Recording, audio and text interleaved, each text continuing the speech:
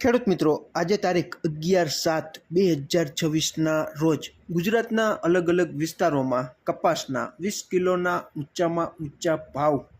રાજકોટ 1888, અમરેલી 1915, જસદણ 1800, બોટાદ 1800, જેતપુર 1821, સાવરકુંડલા 1874, ગોંડલ 1806, જામજોધપુર 1800. ખેડૂત મિત્રો, શંકર રૂની ખાંડીનો ગાંસડીનો ભાવ 64,200થી 64,600. કપાસિયાના 20 કિલોના ભાવ 900થી 965. કપાસિયા વોશ 1500. કપાસિયા ખોળ જે બ્રાન્ડ આવે છે 60 કિલોની ભરતીવાળી જે ગુણી આવે છે તેનો ભાવ 2600થી 2720 સુધી આપણને જાણવા મળી રહ્યો છે.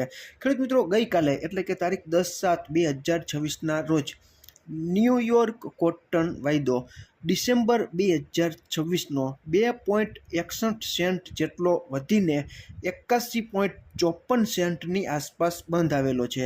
તેમાં ગઈકાલે 3.31%નો વધારો ન્યૂયોર્ક કોટન વાયદાના ડિસેમ્બર ફ્યુચર્સમાં થયેલો છે, જે કપાસ બજાર બાબતે ખૂબ સારામાં સારી બાબત ખેડૂત મિત્રો ગણી શકાય. હવે અત્યારે આપણને વૈશ્વિક લેવલે એવું પણ જાણવા મળી રહ્યું છે કે ચીનની રૂની બેલેન્સ શીટમાં નવી સિઝનમાં સપ્લાય છે તે ઘટવાનો અંદાજ છે તે અત્યારે આપણને જાણવા મળી રહ્યો છે. હવે ખેડૂત મિત્રો, ચીનમાં જે નવી સિઝન છે ઓગસ્ટથી લગભગ શરૂ થાય છે. 30.58 લાખ ગાંસડી 170 કિલોની ગાંસડી પ્રમાણે વજન પ્રમાણે નવી સિઝનમાં ચીનમાં 30.58 લાખ ગાંસડી રૂનું ઉત્પાદન ઘટવાનો અંદાજ છે તે અત્યારે આપણને જાણવા મળી રહ્યો છે. ખેડૂત મિત્રો, આ બધા અંદાજ હોય છે, તેમાં ઘણી વખત થોડા ઘણા ફેરફારોને અવકાશ રહેતો હોય છે. દરેક દેશના રૂના ભાવ ભારતીય માપ પ્રમાણે 356 કિલોની ખાંડીમાં ભારતીય રૂપિયામાં કયા દેશની ગાંસડીના કેવા ભાવ ચાલી રહ્યા છે તેની માહિતી પણ આપણે મેળવી લઈએ. આપણી શંકર રૂની ગાંસડી તારીખ 8/7/2026ના રોજ 64,000 ભાવ હતો. તેમાં 200 રૂપિયાનો વધારો થઈને 9/7/2026ના રોજ 64,200. ન્યૂયોર્કના ડિસેમ્બર વાયદા પ્રમાણે 8 તારીખે 60,406 હતો. તેમાં 30 રૂપિયાનો ઘટાડો થઈને 9 તારીખે 60,376. ન્યૂયોર્કના માર્ચ વાયદા પ્રમાણે 8 તારીખે 61,476 ભાવ હતો. તેમાં 97 રૂપિયાનો ઘટાડો થઈને 9 તારીખે 61,379. ચીનના જુલાઈ વાયદા પ્રમાણે 8 તારીખે 80,301 રૂપિયા ભાવ હતો. તેમાં 831 રૂપિયાનો ઘટાડો થઈને 9 તારીખે 79,470. ચીનના સપ્ટેમ્બર વાયદા પ્રમાણે 8 તારીખે 81,372 રૂપિયા ભાવ હતો.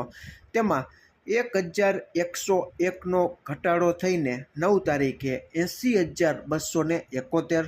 બ્રાઝિલના રૂના ભાવ 8 તારીખે 59,477 હતો. તેમાં 103 રૂપિયાનો ઘટાડો થઈને 9 તારીખે 59,792 રૂપિયા ભાવ છે તે આપણને અત્યારે જાણવા મળી રહ્યો છે. ખેડૂત મિત્રો, અત્યારે આપણે જોઈએ છીએ કે ન્યૂયોર્ક કોટન વાયદો જે ચાલી રહ્યો છે તે 80થી 90 સેન્ટની વચ્ચે રહે તો હું માનું છું ત્યાં સુધી આપણા ભારતમાં અતિ સારો કપાસ હોય તેના 20 કિલોના ઊંચામાં ઊંચા ભાવ 1850થી 1950 અને 2000ની આસપાસ જળવાઈ રહે તેવું મારું પોતાનું અંગત અનુમાન છે. આનો પરફેક્ટ માનવાની જરૂર નથી, પરંતુ હું જાણું છું ત્યાં સુધી 80થી 90 સેન્ટની વચ્ચે ન્યૂયોર્ક કોટન વાયદો છે તે ટકેલો રહે તો પણ ખેડૂત મિત્રો 1850થી 2000ની આસપાસ ભાવ છે તે જળવાઈ રહે તેવું મને લાગી રહ્યું છે. બાકી બજાર છે, આમાં કોઈનું નથી ચાલતું. અત્યારે મુખ્ય પરિબળ હોય તો ખેડૂત મિત્રો ડોલર ઇન્ડેક્સ છે. ન્યૂયોર્ક કોટન વાયદો વધે અને ડોલર ઇન્ડેક્સ પણ અત્યારે આપણને જાણવા મળે છે કે 100.760ની આસપાસ ડોલર ઇન્ડેક્સ છે તે ચાલી રહ્યો છે. 100ની ઉપર ડોલર ઇન્ડેક્સ ચાલે તો ખેડૂત મિત્રો આપણને ખબર જ છે કે અમેરિકાથી રૂની આયાત છે તે ઘણી બધી મોંઘી પડે, આપણને આર્થિક રીતે પરવડે નહીં. કારણ કે આપણે જે ભાવ જોયા તેમાં તમે સાંભળ્યા જ હશે કે અમેરિકામાં પણ અત્યારે 60,000થી 61,000ની આસપાસ ગાંસડી છે તે છૂટે, અને આપણે ત્યાં 64,000થી 64,200 અને 64,600 સુધી ભાવ ચાલી રહ્યા છે. પરંતુ અમેરિકાની જે ગાંસડી છે તે 60 કે 61,000માં પડે તો બીજો 5-6 હજારનો ખર્ચો ત્યાંથી લાવવાનો ભાડાનો થઈ જાય છે એક ગાંસડી દીઠ. એટલે આયાત છે તે આપણને ઘણી બધી મોંઘી પડે. પરિણામે આપણે ત્યાં આપણો દેશ મોટો છે, આપણો સ્થાનિક વપરાશ પણ ઘણો બધો છે. એટલે સિઝનમાં જે આવક થવી જોઈએ તે ન થાય તો બેલેન્સ છે તે કપાસના ભાવની જળવાઈ રહે. અત્યારે આપણે જોઈએ છીએ કે ગુજરાતના અમુક સેન્ટરોમાં જ કપાસની આવકો છે તે ચાલુ છે, બાકી મોટાભાગના સેન્ટરોમાં જૂના કપાસની આવક છે તે સાવ બંધ જેવી હાલતમાં છે.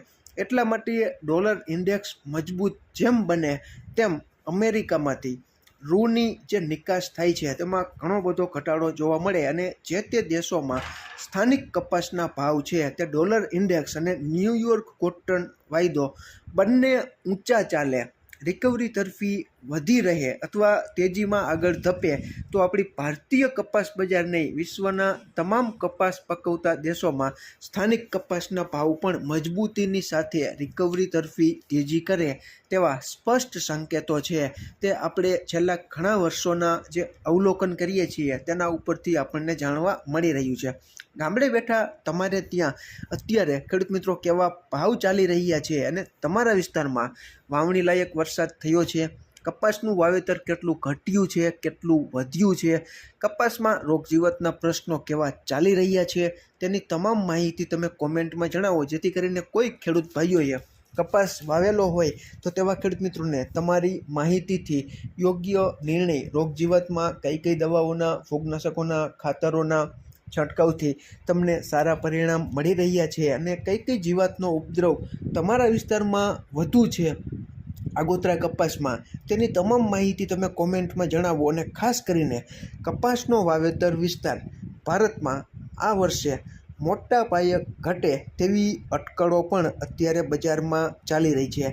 આ બધી શક્યતાઓ છે તેને સાચા અર્થમાં હું અને તમે જાણતા હોઈએ છીએ, એટલા માટે ચોક્કસ ટાઈમ કાઢીને તમે કોમેન્ટ કરો, જેથી કરીને આપણા ખેડૂત ભાઈઓને ખ્યાલ આવી જાય.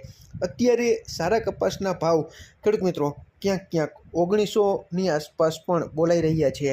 જે ખેડૂત મિત્રોને સારો કપાસ હોય અને આવા ભાવ મળી રહ્યા હોય તો કોમેન્ટમાં જણાવજો કે મને આવા ભાવ અમારા વિસ્તારમાં મળી રહ્યા છે અથવા બોલાઈ રહ્યા છે. આમાં ક્યાંય ભૂલ હોય અને તમારી પાસે નવી અપડેટ ક્યાંયથી આવી હોય તો ચોક્કસ કોમેન્ટમાં અમારું ધ્યાન દોરી શકો છો. ખેડૂત મિત્રો આમાં ક્યાંય ભૂલ હોય તો ચોક્કસ તમે કોમેન્ટમાં ધ્યાન દોરજો, જેથી કરીને નવા આવનારા જે વિડીયો હોય તેમાં ભૂલ ન થાય તેની તકેદારી અમે રાખી શકીએ.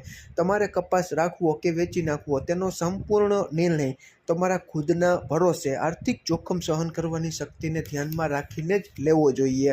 ફરી જ મળશું નવી જ માહિતી લઈને નવા જ આવનારા વિડીયોમાં. ત્યાં સુધી આપ જોડાયેલા રહો. માહિતગાર